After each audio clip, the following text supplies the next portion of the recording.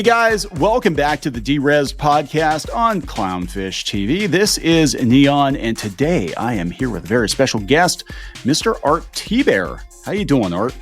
Doing good. Thanks for having me. Art is a veteran comic book illustrator, comic book creator, and to celebrate the return of 90s X-Men, we're going to have a conversation about making comics in the 90s, probably talk a lot about the X-Men, and talk about where the X-Men are at today compared to where they were back then, if you're up for that conversation, Art. I'm up for anything at this point. The comics industry can do nothing right now that would shock me. They do so many things right now that are counterintuitive to success. It boggles my mind. We'll talk about that too, and then we're going to talk about what Art is up to these days and his take on kind of the future of the comic book industry. So if you guys haven't subscribed already, subscribe on Spotify, subscribe on iTunes, Amazon Music, wherever you found this podcast is greatly appreciated. So I'm going to let Art introduce himself and talk a little bit about his career in comics. He knows a lot more about that than I would. So Art, why don't you take it away? All right. How much time do you have? I've been in this industry for 40 years, man. And sometimes I feel like I've been doing this for 40 years. Sometimes I feel like, it just started yesterday. Maybe that's just the old age, but early 80s, man, mid 80s, broke in, started working at Marvel as an inker, started working at DC as a penciler. So I was inking a lot of their kid line. I think they were called Star Comics. Yeah, I read those. Yeah. Yeah, the Inhumanoids, and then at DC, I started on the Warlord and the Mike Grill character, and that was a lot of fun because I did read that book as a kid, so I was like, yeah, this is great. And then from one thing to another, I did the miniseries, the Time Masters miniseries, which Worlds of Tomorrow, I guess the TV show is loosely based on some of those ideas in that comic were in the TV show. So I got a big old fat royalty check for that. That was nice. Yeah, and then I was kind of like having a hard time with deadlines, and so they were like, well, you're a penciler inker. How would you feel about doing finishes? And so then the Adventures of Superman thing came up. So Dan Jurgens was doing breakdowns. I was doing finish inks, which basically, if you don't know, it's kind of like coloring book outlines. And so all the shadows and rendering and everything, that's what the finisher does. And so that's what I did. And I worked on that for many years. And then I got a call from Bob Harris. And I think they were X-Men annuals. And there was a guy named Terry Shoemaker. Do you remember that guy? I remember the name. Yeah, and he was. I think it was an X-Men annual, and he was working on that. So I helped out on that. And then Art Adams. That's it right there. Yeah, X-Men the annual number 14. Yeah. It says 1970. That's not right.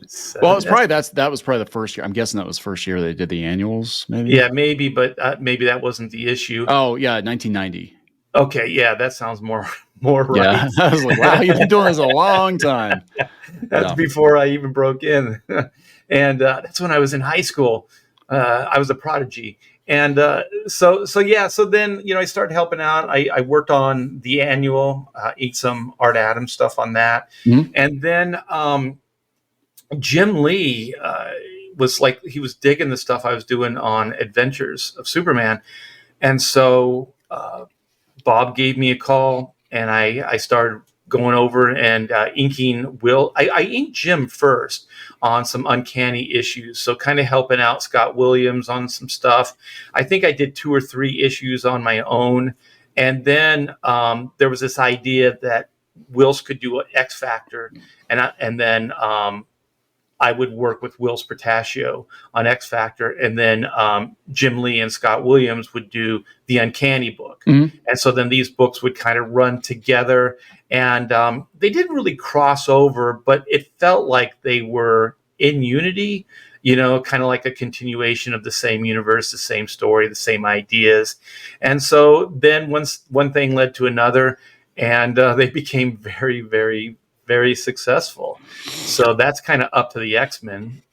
Yeah, I don't think people who weren't around back then, who weren't reading comics back then, understand how popular the X-Men were. All the X books. Like when you thought of Marvel Comics, and this is about when I started getting seriously into collecting comics, would have been like the late 80s, early 90s. But the X-Men books and the Spider-Man books were it. Like Marvel, this is before the Avengers were really that big, right? Like the Avengers, believe it or not, when I was a kid, the Avengers were like the D-list superheroes. It was X-Men and Spider-Man in that order, and they were huge. And And you know why? Well, you know why I never did an Avengers book?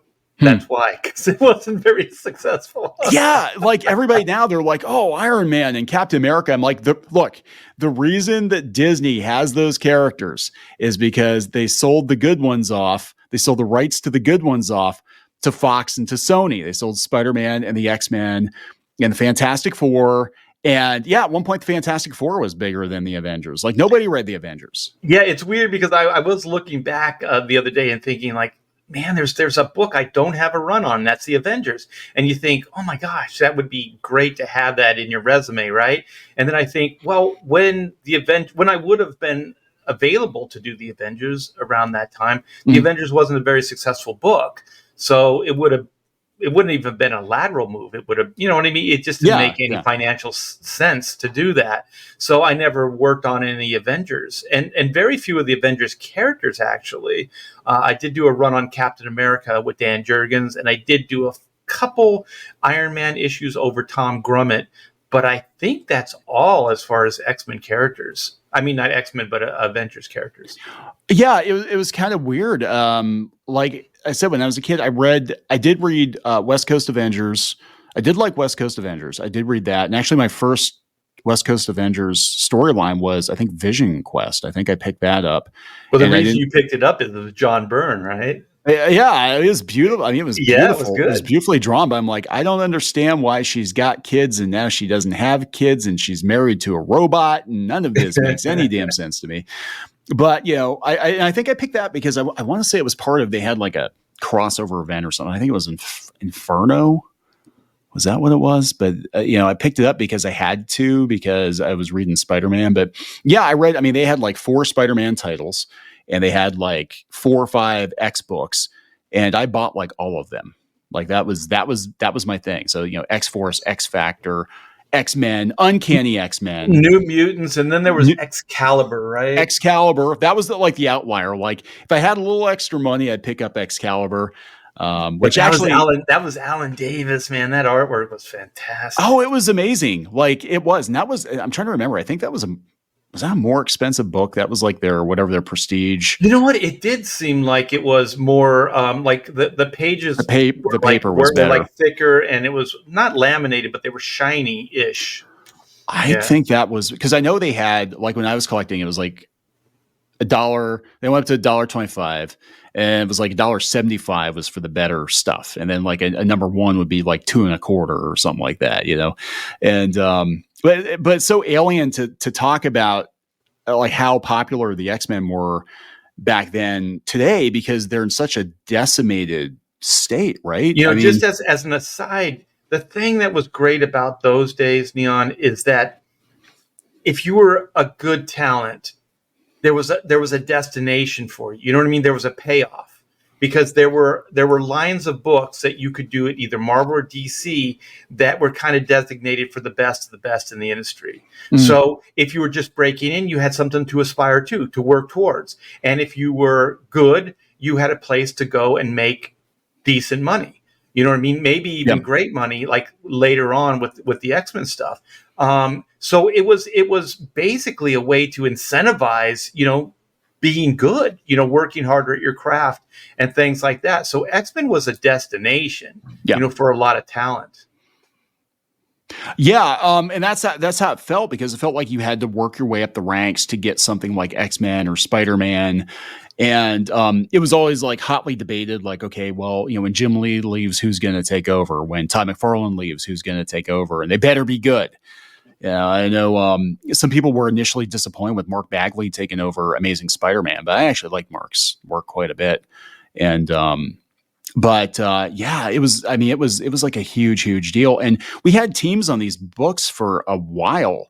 Like people stayed on the books for multiple years, and that again. That's inconceivable now. Now it's like you're lucky if you get the same creative team for like 6 issues. Yeah, yeah. And I'm thinking that when Wills and I worked on X Factor and Jim and Scott worked on Uncanny, I think there was a blue and gold team. I don't know if they openly said that there was a blue and gold team, but there was, I believe at the time, that's what we referred to them as the Yeah. blue and gold team. I know that they make a line of books that they later used that term, but I think we used it way back when as well. Yeah, I think it was, if I remember correctly, it was like, I think it was gold and uncanny and blue in the regular X-Men book. And I think Cyclops was a leader one team and then Storm was a leader of the other team. I don't remember.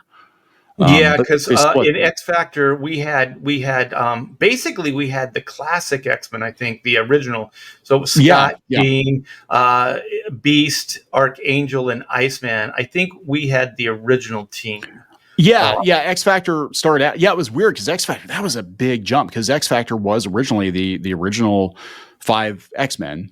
Yeah. And then Archangel kind of took off because it was like that was the thing. Like you had to be edgy, so it wasn't enough to just be Angel. No, you have to be You Archangel. talk about an improvement on a character. Archangel was way better than Angel, man. Awesome. He was, because Angel was so vanilla, right? And then it's like, oh, it's a guy with wings. That's like lame. And then it's like, oh no, now his wings are made of metal and he's edgy, and he's got cool the wings are weapons, so he can slice through things. And didn't he shoot like these weird like flat like spatula looking things out of the wings? his like feathers were like razor blades or something, and he was all angsty all of a sudden. But I think they made him like rectangular and rounded so it didn't look too aggressive, like these shards coming out of his wings. Yeah, I think it depends on who was drawing him, but and that was a very Walt Simonson design. Oh yeah, the way his costume was and everything, and he was such a cool character. Like all these characters in the 90s, like that were so popular now, other than Deadpool, like nobody really seems to be talking about him. Cable, like hardly anybody talks about Cable now. Psylocke, they changed her. They had to de-Asianify her, I guess, because it was offensive. But she was like Psylocke was incredibly popular. Like people have no idea. She was incredibly popular. Archangel, I think they reverted Angel back to his pre-Archangel, and so we had all these characters. But yeah, like X Factor, it went from the original lineup to all of a sudden they had this all new team, and it was Larry Stroman was doing the art and Peter David wrote it. And I remember like being just completely shocked. Like everything's different. The costumes are different. The lineup is different. I think Wills did the designs though in our X Factor run. I don't think those were quite the Simonson costumes, if I'm not mistaken. So I think those were all blurs together, right? Yeah, new costumes. And so I do believe when Wilson and I left to work on Uncanny that Larry Stroman came in, and then it was a completely different book. Like even the feel of it was different, not just the costumes. Yeah, everything was different. It's like, I mean, really, that was one they could have made a case for just rebooting it from number one again, or just starting the team over, because it was a radically different book. Because all the original X-Men went back to the blue and gold teams at that point. And that was like a big deal. And I remember that. And I'm like, who the hell is Strong Guy? Who the hell is Strong Guy? But I read it because I actually thought that Peter David was good. I thought it was funny. It was a funny book. It was like, I don't know these characters, but it's a funny book.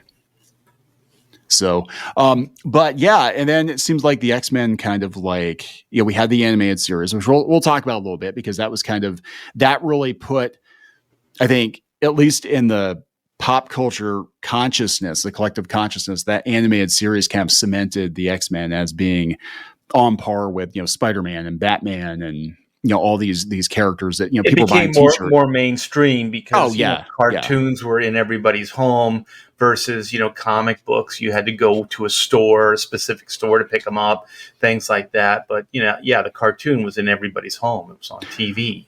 They had a Pizza Hut tie-in. They had an arcade game. They had. I did a promotional. It was, I don't think it was at that time, but Joe Quesada and I did a freaking huge ass poster. The artwork, the original artwork, wouldn't even fit on my desk. That's how big it was, and we did every X-Men character that there was up to that point, and that was a Pizza Hut giveaway. Okay. So I don't know if they tied it into the cartoon or not, because it was definitely drawn in cartoon style, and it was every X-Men that had ever been used before in that promotion. Yeah, I think I'm trying to remember because they had. I remember they were giving away VHS tapes of the Pride of the X-Men, which was the original animated series pilot, and that was actually done several years before they did the animated series. But was a different animation studio, and Wolverine was Australian, but was based more on the John Byrne, Chris Claremont era. It had, Kitty Pryde, Dazzler, it was very, so wait very a minute. 80s. Pizza Hut was giving away the actual pilot episode? That's I cool. believe I'm trying to remember and somebody's going to correct me. They're going to jump into that, but I'm pretty sure that that was something you get from Pizza Hut was the VHS tape. Man, comics in the world used to be so much better. Man, could you imagine getting a pizza and then getting a free, pilot X-Men cartoon? That would be amazing. They were doing that. I know they had a cross promotion with the new series, which was again it was totally different. It was still on Fox, but it wasn't Sunbow Productions because at that point, Marvel's deal with them ran out, so the animation wasn't quite as good. But we had the Toy Biz action figures, and some of the first action figures that got made were actually the newer 90s characters, like a lot of X-Force and stuff like that. Again, people don't realize how big it was. And I remember the other week I was listening to Rob Liefeld's Robservations podcast, and he was talking about kind of the behind the scenes that he was aware of with the X-Men cartoon. And he was like, here I was as a young kid, and they were making action figures already like Shatterstar and, Cable and Deadpool and all these characters I just created last year, and they're already making action figures of them because it was there was such a demand for X-Men stuff. I remember what was that mall toy store? What was it called? Like KB Toys? Yeah, I think it was KB Toys. Yeah, I used to work there. Yeah. Oh, you did? I did. Yep. I feel for you. But I remember walking in there with she was probably my girlfriend at the time, Pamela, and went down the toy aisle, and there's X-Men toys. And I remember it was the first time I had ever seen them, and I was like, oh my gosh, we've made it. These toys are pretty damn cool. I thought I actually got more of a kick out of the toys, seeing the toys than the actual cartoon itself, because I thought the toys were pretty decent. Yeah, it was weird because the cartoon was I have a soft spot for the cartoon because I used to watch it with my little brothers. But objectively, it's they took all of the X-Men lore and they just kind of threw it in a blender because we had they were doing everything out of order. They were doing it with different characters than where they had it originally. We did the Dark Phoenix saga later, and it wasn't quite like it was in the comics, but that's just, nitpicking stuff. I mean, for what it was pretty good.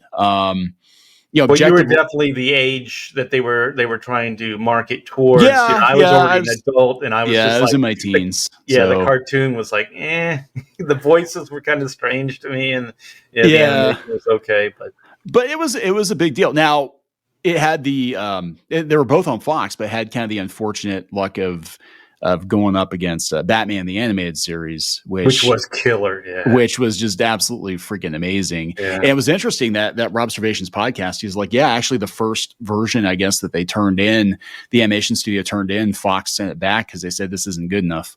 This is we got Batman the Animated Series. This isn't good enough. You redraw this. It's not good enough. So that was kind of shocking. But well, what I learned at that time is the reason I always thought the Batman animated worked is because I think stylization works great with TV animation. So those characters were very, very stylized, and also I think it made for better action figures. But when the X-Men were trying to be more realistic, with the animation, what was it? Funimation or what? There was a cartoon company in the past that tried to do real type stuff. Filmation. Filmation. That was it. Yeah, where they did the Lone Ranger and Tonto. They did that. They did a lot of yeah, He-Man. They did a lot of rotoscoping, and and I never thought it quite worked, because unless you're going to go full animation, stay away from like something that's too realistic. And I thought like the Batman animated had the right idea, because it was very stylized. And I think the reason for me the X-Men didn't work is because they were trying to be too realistic with it. Yeah, it was kind of odd because now the company that this is like geeking out here, but the company that did the animations actually, I think it was ACOM, and ACOM is now they're a huge deal in Korea. So it's a Korean animation studio, and it was started by some of the guys that used to work on Transformers and G.I. Joe.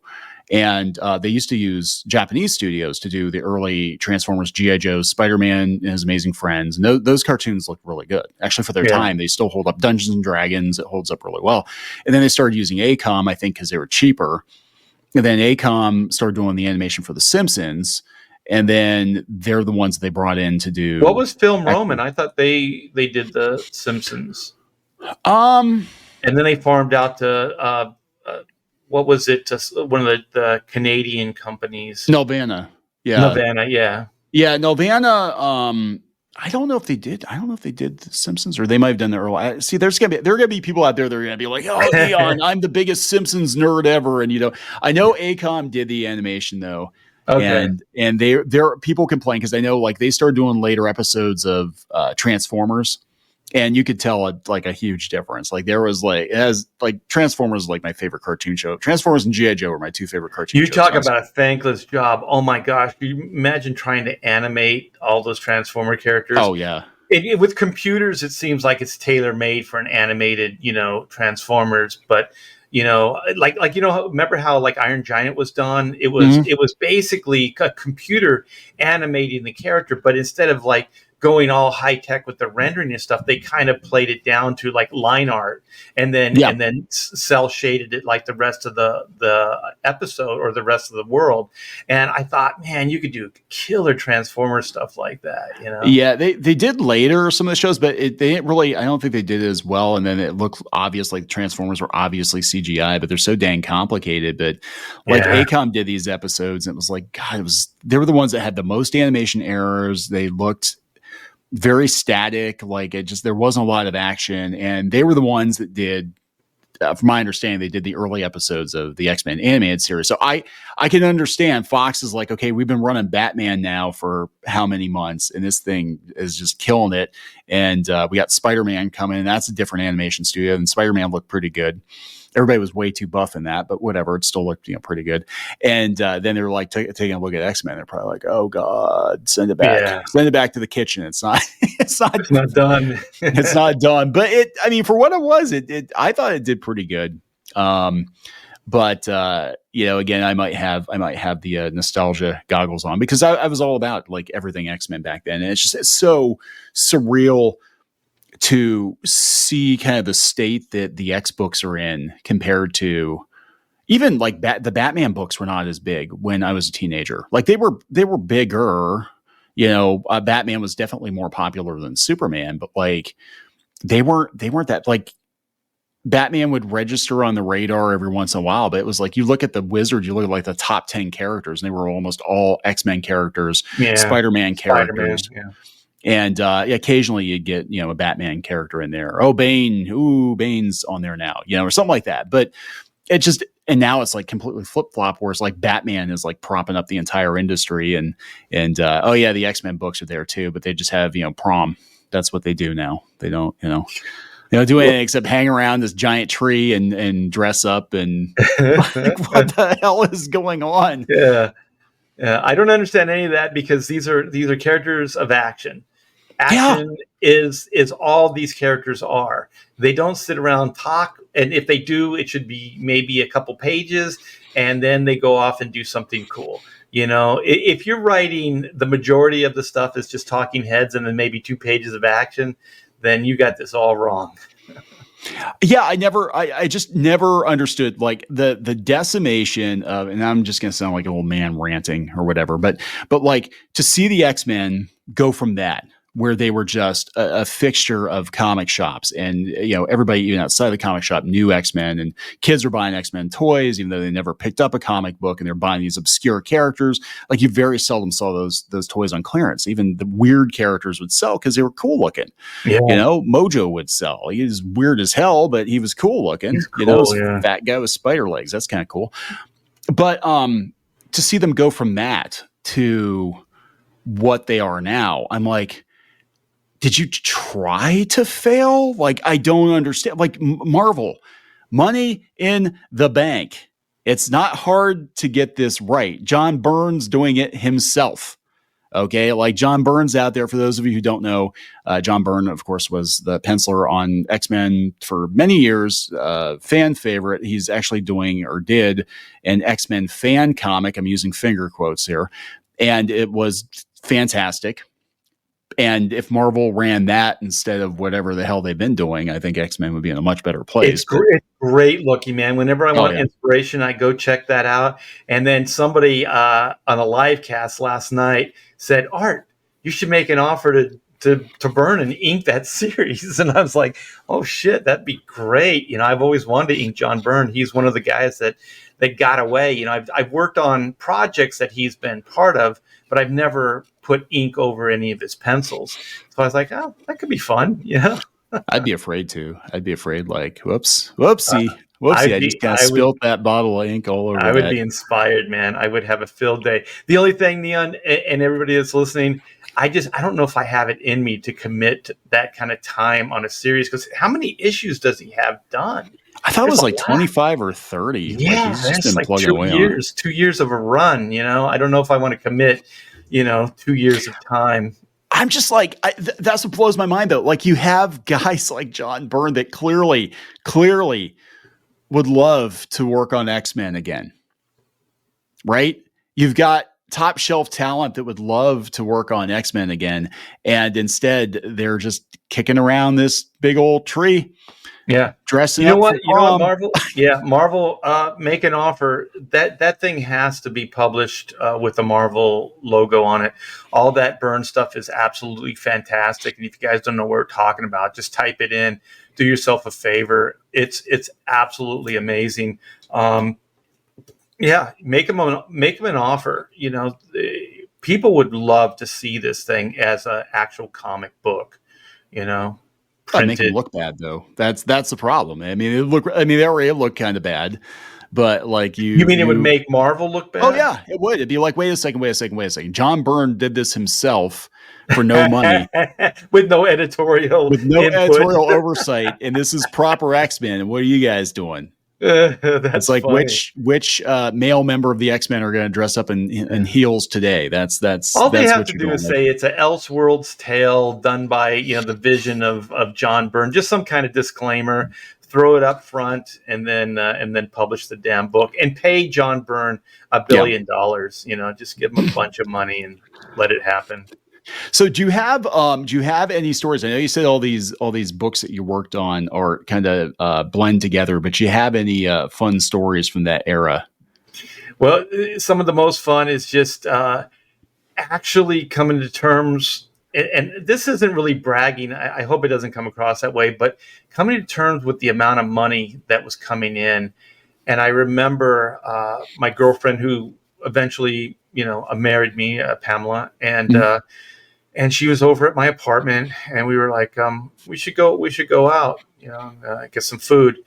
And so, I'm going through my mail, and there's this, Marvel, this is the old days when you actually got a check through the mail. Is it the Spider-Man on the envelope? Yeah. And I got it. And I had been doing the book. I think it took 6 or 8 months to get a royalty back then. So I had been doing the X-Men, but I didn't see the rewards of it yet, like the actual financial. It was just page rate stuff, right?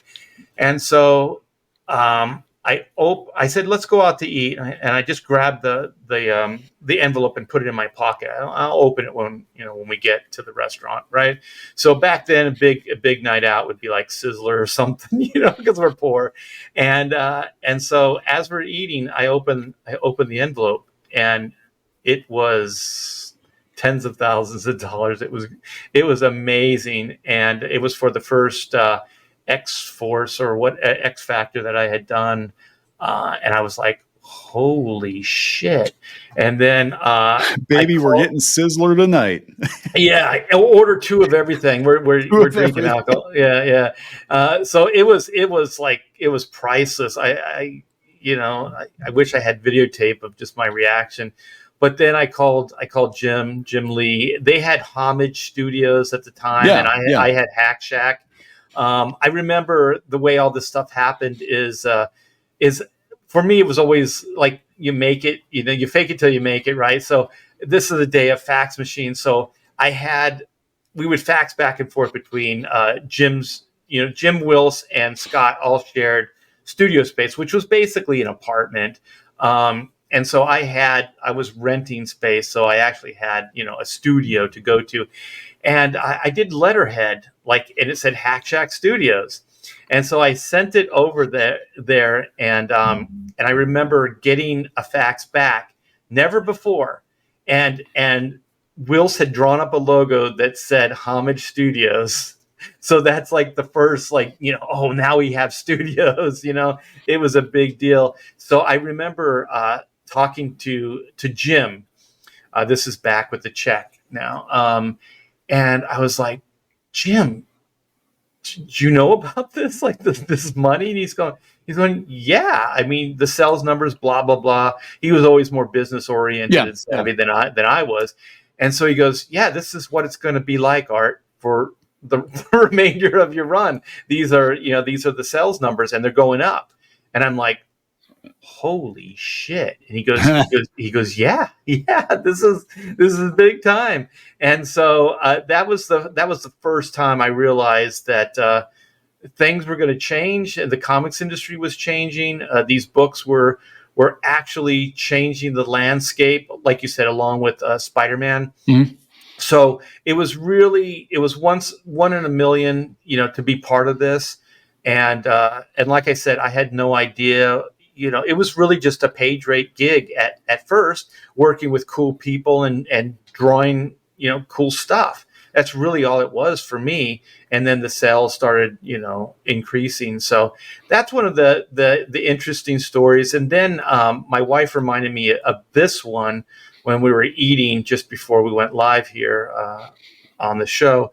And I was left out of a credit on one of the books. And if you were left out of a credit, that's usually how they figured out your royalties, right? So, they would look at, oh, well, this guy did this guy, and they would actually go through the comic. And so my name wasn't on the book. And at this time, there were major, dollars at stake. And so I saw this and my name wasn't on it. So one, it's like I worked on it, I should get credit. And two, I was afraid that I wasn't going to get my royalty, right? Yeah. And so I had Bob Harris's home phone number. And so I called him up, and my wife reminded me of this. And she said, I've never heard anybody talk to anybody like this before. And I said, hey, Bob, it's Art. Thanks for effing me. But I said the real word. Oh my God. I said, thanks for effing me over. And then this was on his answer machine because he wasn't there. So I left this on his answer machine. And then I explained what happened. And then first thing the next morning, Bob was good at this. He goes, it's just oversight. Don't worry. You will get your royalties. And so very, very sorry about that. I think he even said there might be a little bit of extra in that royalty because he felt really bad about it. And he wanted to keep all of us happy because this was definitely, a gravy train type of situation. Yeah. And I think like the Marvel editors got royalties off those books. DC editors didn't make royalties, but Marvel editors did. So he also wanted to make sure that this thing was working. Yeah, they were really incentivized, back then. And again, people can't imagine the numbers, but I mean, the X books were selling consistently hundreds of thousands of copies a month. Like every title was selling. I don't know the exact sales numbers off the top of my head, but I would guess at least 500,000, 600,000, 700,000 copies a month.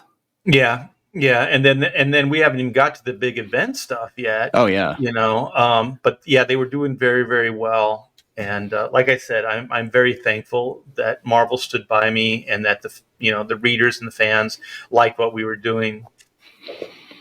Yeah, I mean, it still left a definite impression on my generation for sure. That I mean, that's what we grew up with, and that's what we grew up, reading comics. That like it was such a part of pop culture. It was a much bigger. I mean, we have the Marvel movies now, right? But like the comics themselves were part of pop culture. I'm not talking the movies based on the comics, but like reading comic books was just something we all did. We read comic books, we played video games, we rode our bikes, we went outside. We went outside, we breathed fresh air. Yeah. But there's one thing I was thinking too that was different about what we were doing is once you kind of got outside of your little bubble of what you're doing, there were terms like the West Coast look. Mm-hmm. There were terms like of the style. So the style that we were working, and all four of us had something to do with the development of that style, but it was later called the West Coast. And I think I was talking to Walter Simonson's definitely an East Coaster, and he mm-hmm. was using these terms, and I'd never heard them before. So it was making a mark. So there was it wasn't just the titles and the stories and all this other stuff, but there was a look that was being created. And there was, there's the Jack Kirby era, and there's the Neil Adams era.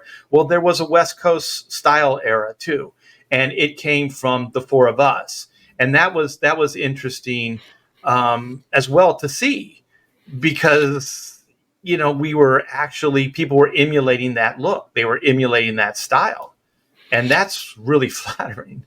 Yeah, it was kind of interesting because I remember even, as a kid, I'm picking up comics. I'm like, oh, this guy's trying to draw like Jim Lee. This guy's trying to draw like Will Sprotasio. This guy's trying, because it was like that look became very much a hallmark of, especially the X books, but then you would see it start to creep in on like the Superman titles or the Batman titles, or other books that like, everything.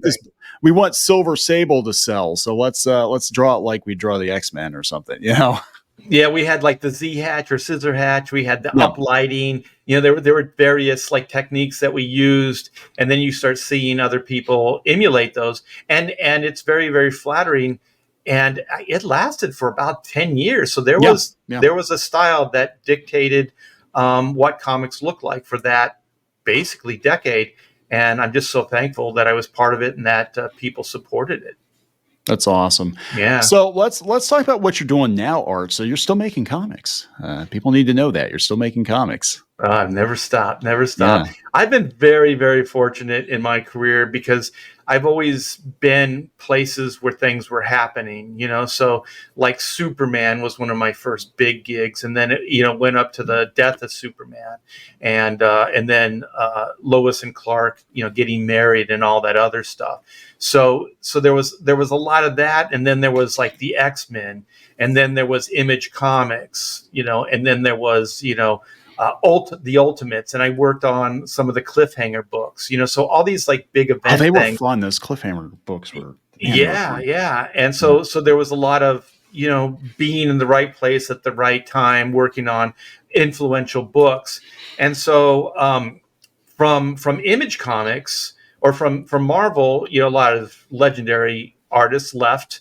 Jim Lee, Wills were two of them, Scott Williams. And what people don't realize is a lot of the supporting guys, inkers, letterers, colorists left at the same time. So I do know it really upset Marvel. And so then we all kind of went with studios. So I remember I was an LA guy at the time, so I had an apartment in Redondo Beach, and so there was Mark Silvestri, and he was a Malibu guy, so we were close, just right up the road on PCH, so we hung out. So then Mark asked me to work on Cyberforce, so I was going to be the inker on Cyberforce, and then my second book was going to be with Wills on Wetworks, so I was going to do those two books for the first year of Image, and so there was like basically studios that were being formed at the same time. I already had Hack Shack Studios, so in my arsenal, I had Danny Mickey, in the studio, and I had Trevor Scott, who became, the two main guys, first hires for Rob Liefeld at Extreme Studios. That was Danny Mickey. And then the first hire inker-wise at, I guess they were Wildstorm at that point, which was Trevor Scott. And so these studios were being formed, and I was transitioning, moving from like the West Coast. Well, it's not West Coast, LA, more West Side, to Orange County, and we had bought a house there, and so now I was actually closer to Rob Liefeld's Extreme Studios.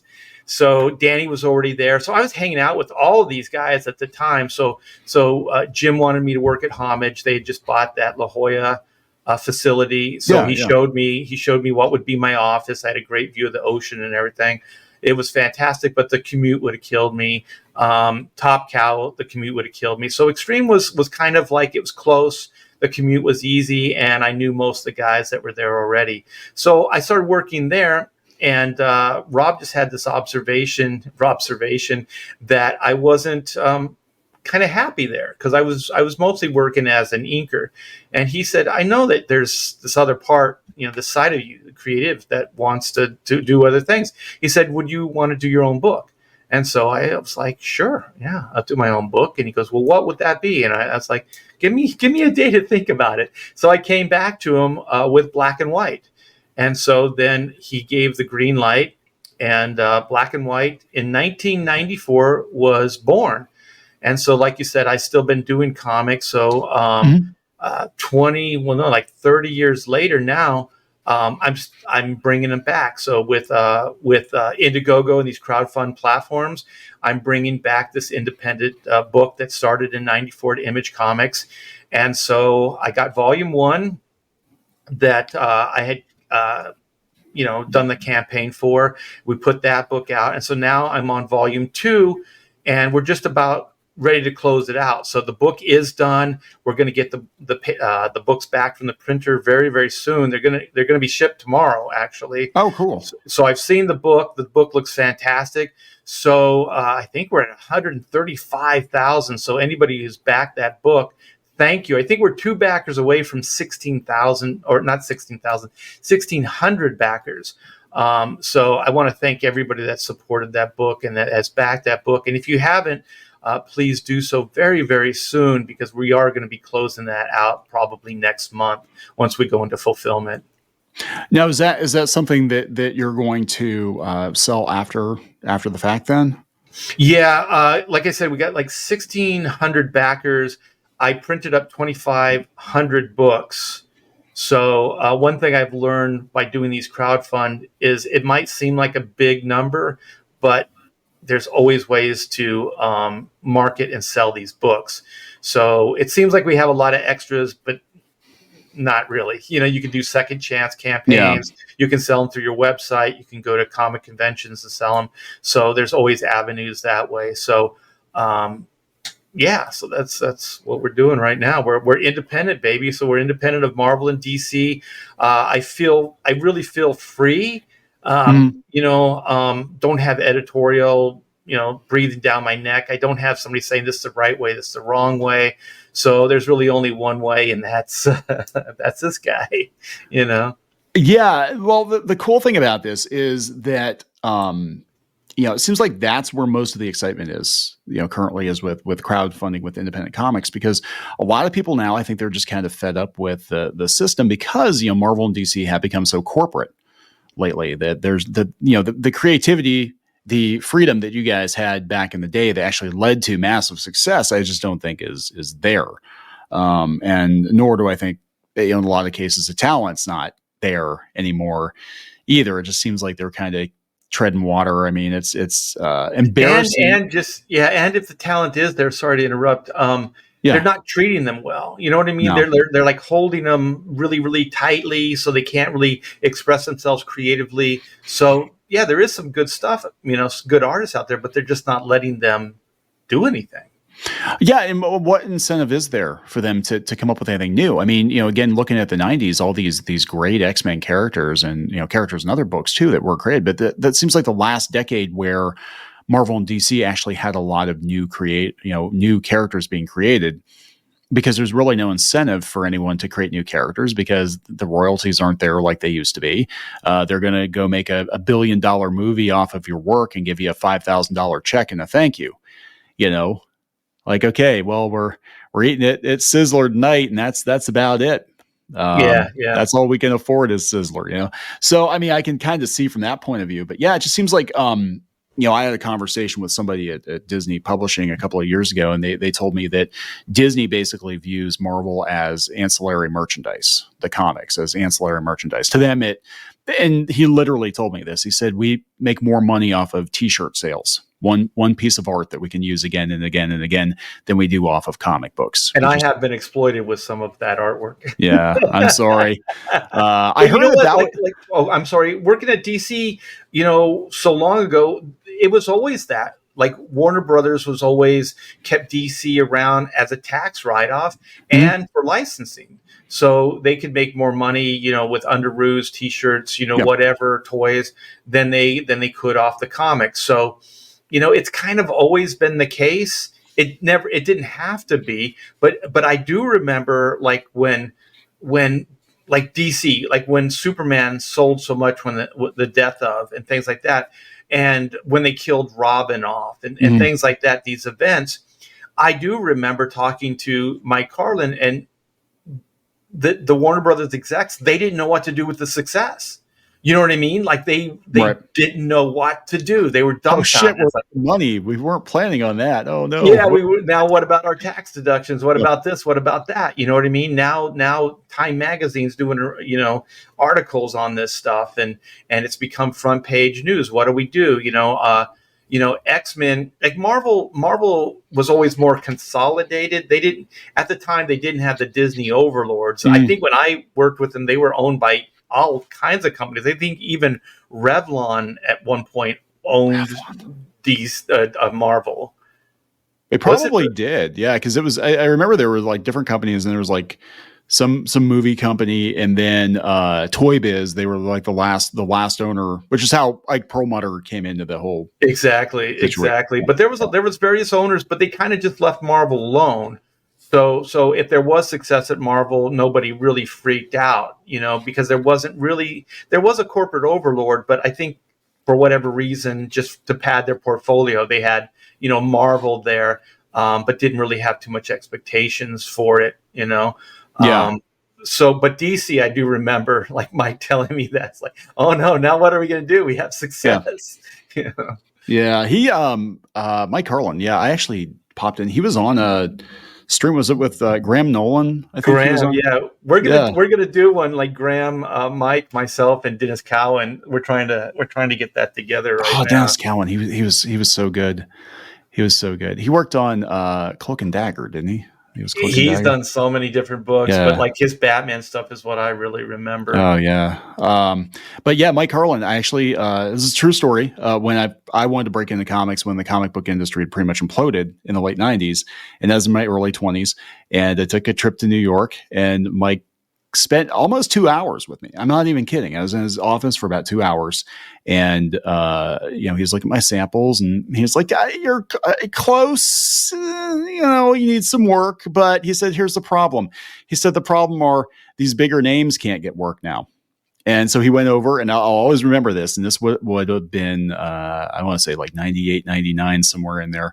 And he went over and picked up some Art Adams Justice League pages, and they were doing some like a guerrilla event or something, because of course they were, but it was like all the Justice League returning into guerrillas. Right. I think I remember that. Yeah. Yeah. And he laid them in my lap. He said, "When you can draw better than this, I can give you a job." And I'm looking at him like, this is freaking Art Adams. Like, I am never going to be better than never. But he said, no. And he said, look, it was blown out of proportion, but he said, I'm trying to be realistic with you, kid. He's like, the state that the industry is in right now, we got guys like this looking for work.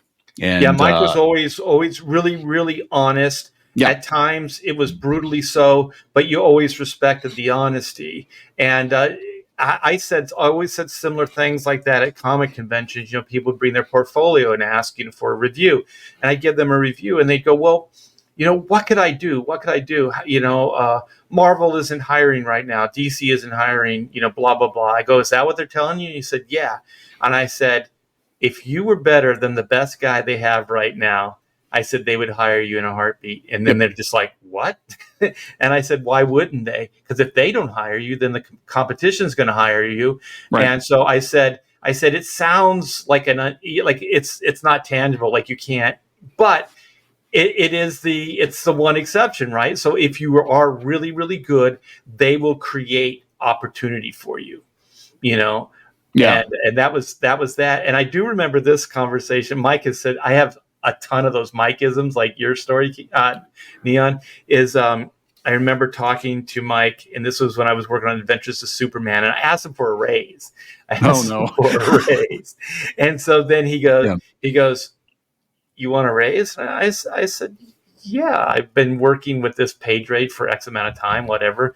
I think I deserve a raise." He goes, "Why would I give you a raise when you're already being paid more than Kurt Swan?" Oh my God. And I said, "But that's Kurt Swan's business. That's not my business." I said, "If Kurt wants a raise, he should be asking you for a raise just like I am." I said, "I have nothing to do with Kurt Swan." And so I said some other things I can't remember now. And I did get my raise. But did Kurt get his raise? I don't know. Like I said it's up to Kurt. Like, if he wants to, make more money, then he should ask you. And I think I said something like this. I said, "Well, maybe you should volunteer him, some more money if you think, he deserves more. Instead of like lowballing me, you just set the high bar with him and then give me a raise too, Oh my God. Yeah, he was. I mean, it's funny because I remember people like years after the fact were like, Mike Carlin is so mean. I'm like, no. He's one of the few people I've met in this industry that actually tells the truth. Yeah, I always appreciate that. Tell the truth, And I actually wound up not long after I wound up working in newspapers, and I was the editor. I was the meanie. I was the manager. You were that guy. I was that guy. And I started to see, I was on the other side of the desk. I'm like, well, shit, these people aren't turning their work in. They think they're better than they actually are, but they're actually costing me money because now I got to go in and rewrite their stuff, and I got the advertisers breathing down my neck because they, so. Yeah, so I totally understood where he was coming from a few years later. But it's weird. Like I broke into comics. Yeah, I gave up on comics, and I actually had a friend of mine come to me and say, "Hey, you want to do comics?" And I'm like, I guess if I got time for it, I'll do comics, Yeah. And then, my wife and I started doing web comics together and stuff. But yeah, I pretty much at that, after I got going with another career, and this would have been, late 90s, early 2000s, I pretty much just gave up on it because I'm like, it doesn't look like it's as viable as it was, But it never leaves you. It always stays. Like it's in your DNA. So you still have to tell your stories. You still have to, draw and write this stuff. And just to back up for 1 minute, I just want to say, like, Mike Carlin is the best editor I've ever worked with. He is a super cool guy. And like you said, it's the honesty. So I just want to make sure that people know that I love the guy, and he was a good editor, and he did right by me. Oh no, absolutely. And I actually I found out he was streaming with Graham Nolan, and I popped in and thanked him. I mean, I'm sure he doesn't remember me. I'm sure he saw a bunch of kids like me back in the day. But I actually hung out in his office for like 2 hours, and I remember the Superman they had coming through the wall in the lobby, and that was really cool. And he had like the corner office, I think I remember, and he sent me home with probably $300 worth of comics. He just like grabbed a whole stack of them and said, "Here, just take whatever you can fit in your bag," because I took a bus in because I lived on that side of the state. So like New York wasn't very far from me. And I was in Pennsylvania, and I just took a bus up, and he's like, "Yeah, whatever you can fit in your duffel bag, just take it." And there was all kinds. I got like some Paul Pope comics, and there's lots of Vertigo stuff. And I remember asking him that too. I said, "Well, if I'm not quite there for DC, could I work for Vertigo?" And he goes, No, you can't work for Vertigo. That's a step above DC. Like you're going to have to, and I'm like, "Well, what do I do?" He said, "Well, just do your own stuff." But he's like, "I don't want to," he said, "Look," he was honest with me. He's like, "If this was 10 years ago, I probably would have given you a shot But Yeah. he said there are just so many people out there that we've had to cut back on books, and it is what it is, you know? And, but I'm like, what about Cow and Chicken? You're doing these Cartoon Network. I could do a Cow and Chicken. He's like, the guy working on Cow and Chicken loves Cow and Chicken. And I'm not going to take Cow and Chicken away from him and give it to you. I'm like, I'm not going to take Cow and Chicken away from I can't even get freaking Cow and Chicken. Oh, well. Yeah. But no, But you know, it's funny about, you said about Vertigo. It's like maybe the artists were better, but they were also paid less. Like Vertigo, the page rates were less than the DC imagine. Universe stuff. Yeah. Oh my God. Well, now, like, you know, we were talking about Transformers earlier, and I had a chance to work on IDW Transformers, and I got the page rates. I'm like, oh my God. It was, when we were talking, I think it was $100 to $125 for pencils and inks on Transformers. And every character is a background, basically. You know, and I mean, I love drawing Transformers. I do, but it takes me, I mean, to draw, and I had these samples I worked really hard on, but you know, I was spending 12, 14 hours penciling Transformers. And they're like, oh yeah, we'll give you like $100 for that. And I'm like, yeah, no, I'm good. I'm good. I'm good. I'm just going to go the other way. Thank you very much. So yeah, there are titles that I would never work on, and Transformers would have been one of them, because it's just so much work. Like even Man was work. I remember trying to draw the suit, and it's not just like a one-off, right? You have to draw the suit in every panel, you know, for 22 pages, and it becomes pretty tough, you know. Oh yeah. I do remember like the X-Men characters, you know, because they started getting more complicated in designs with all the pouches and the different, you know, accessories. And I remember penciling that stuff, and I just remember like, man, if we were doing the old Kirby designs, we'd be done with this book by now. Most of the people were like, oh yeah, Jack Kirby used to crank out 12 pages a day. I'm like, yeah, but his stuff was pretty, I mean, he's a master, and I'm definitely not criticizing Jack Kirby, but I'm look at his style. It's pretty simplistic compared to what would come later. You know? Also the costume designs were basically just drawing a bunch of nude people, you know, with a shield or a belt on them or something. Yeah, you know, but anyway, I think we're going to wrap this one up. Art. Is that okay with you if we wrap it up? All right, brother, man. I just want to urge everybody, Black and White Volume Absolutely 2 right now is in demand on Indiegogo. It is the conclusion to the epic origin saga, and it's called Man vs. Machine. And you guys, please check it out. If you like what you see, give it a backing. We're probably be closing it down next month. So okay. All right. So definitely check that out. I will try to put a link in the description of this podcast. Thank you so much, Art, for coming on. It's been a blast. We'll have to have you back again sometime soon. Yeah, we didn't get to talk about the 97 animated. Oh, no, we did. Oh, my God. Did we not? We did. We kind of said, okay, we'll talk about it for like 5 minutes. What do you think? You saw the trailer. What do you think? It's an X-Men cartoon. You know? Okay, there you go. I'm actually withholding judgment on this one. I know a lot of people are upset about Rogue's ass. That seems to be the big thing, and Morph potentially being non-binary. Who gives a shit about Morph? Morph was made up just for the cartoon. I don't know. We'll see. Actually, I think that comes out the same day this episode drops. So maybe we'll do another episode just roasting the hell out of it or praising it. Yeah, after we see it. But the one thing I did like early on is they were saying kind of, you know, we're going to tie this, you know, really into the comics of, you know, those early X-Men comics, those characters. You know, and they were going to try to do right by them, and hire fans of that stuff to work on the animated. I don't know whether they did it or not, but it definitely at the time seemed like a step in the right direction. You know, versus the usual like if you don't like it, get over it. You know, whatever. You know, like they'll come later. That'll come later. Actually, the showrunner, this is why I'm withholding judgment. I know a lot of people are jumping on this one and based on what they've seen. The showrunner, that guy took so much shit.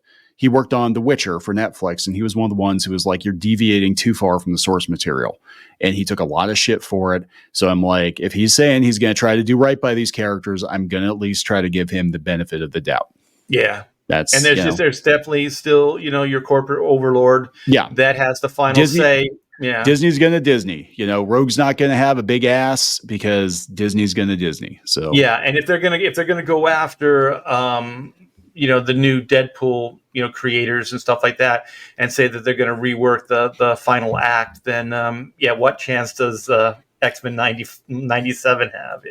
Yeah, we'll see. I'm hoping that it'll be pretty decent in spite of Disney's meddling, but we'll see how it goes. Hey, I would love to see something that made me excited. I'd love to get off my ass and start watching some killer movies, reading some killer comic books, seeing some amazing animated stuff. I mean, we have the technology. There's the money. We just need to get the creative people in there and set them free so that they can actually do some inspiring stuff. And that's the biggest difference between now and the past, was that usually editorial knew they're going to hire a certain group of people. They know what they can do, and then just going to kind of leave them alone. They're going to guide them, as far as deadlines, make sure payments are sent out, all that stuff. But they're really not going to get involved too much creatively. And then, that paradigm had shifted in the last 8 years or so, where editorial's very, very heavy-handed. Suits are making creative decisions for these books, for these stories.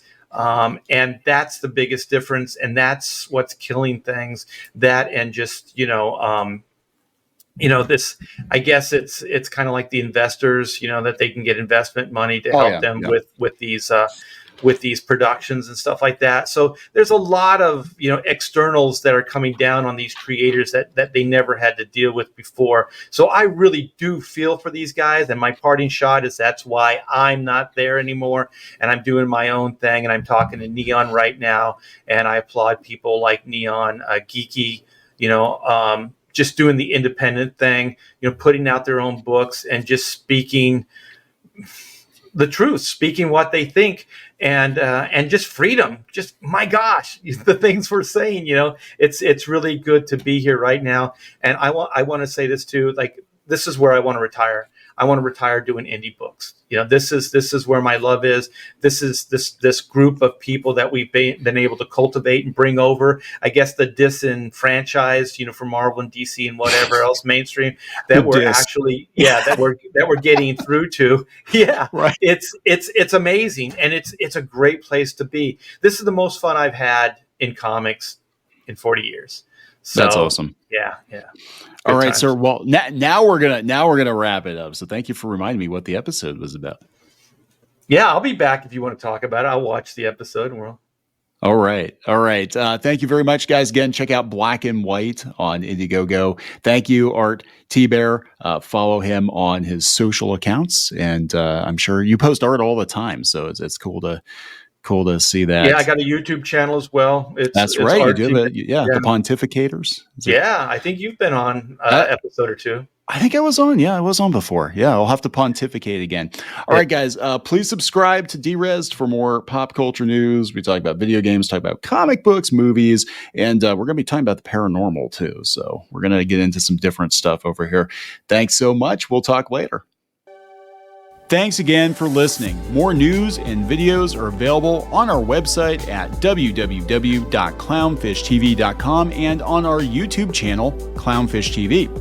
You can buy official merchandise, Clownfish comic books, and more at shopclownfish.com. If you like this show, please consider subscribing and leaving us a positive review on iTunes and other podcast platforms.